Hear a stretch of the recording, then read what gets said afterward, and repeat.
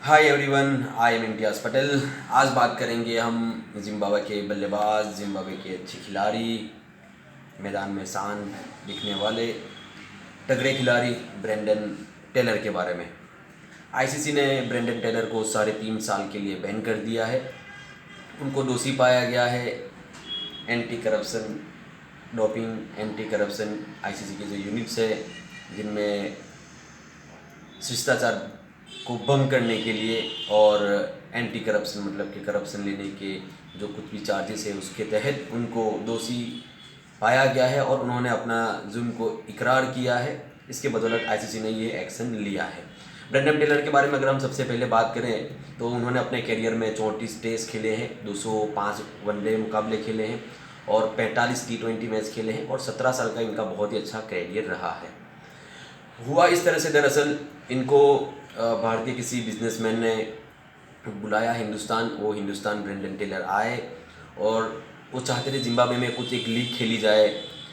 इस लीग के लिए कुछ $15,000 के लिए भी बातचीत की और ब्रेंडन टेलर को काफ़ी अच्छी फैसिलिटी दी गई इंडिया के अंदर।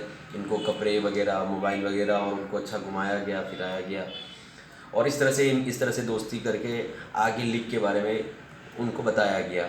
तो ब्रेंडन टेलर ने इस तरह से बताया है कि भाई मैंने कोई करप्शन नहीं किया है और मैं धोखेबाज नहीं हूँ, मैंने धोखा नहीं दिया है, मैं चीटर नहीं हूँ।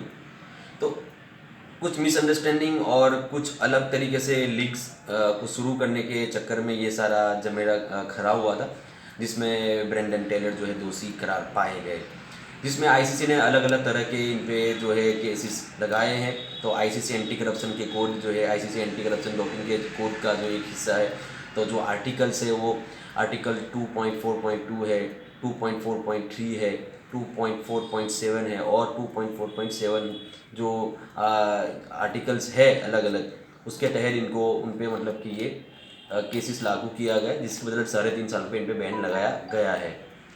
तो इस तरह से ब्रेंडन टेलर जो है उन्होंने इकरार भी किया है, इन्होंने कन्फेस भी किया था और इन्होंने सोशल मीडिया पे भी इन्होंने पूरा ट्वीट के ज़रिए से बताया था कि किस तरह से क्या मामला हुआ और क्या प्रॉब्लम हुआ। इन्होंने पूरा खुलासा किया है और इस तरह की सुर्खियों में वो बने रहे। आईसीसी ने उन पर बैन भी लगाया, जिस तरह से हम सबको मालूम है।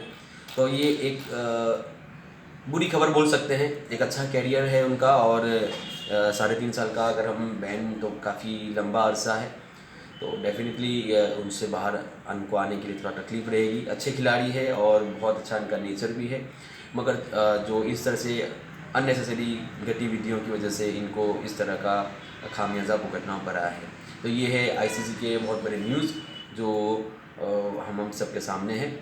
तो ये इस तरह की सारी गतिविधियों को सारे क्रिकेटर्स को, सारे प्लेयर्स को, मैनेजर्स को, कोचेस को, मेंटर्स को, फिजियोस को ध्यान में रखना होता है। आईसीसी के जो रूल्स रेगुलेशन है वो काफ़ी सुरक्षित और काफ़ी प्रॉपर मैनर्स वे में बनाए गए हैं, जिससे जो स्पोर्ट्स, जो जेंटलमैन्स की गेम है वो इसी तरह से चलती रहे।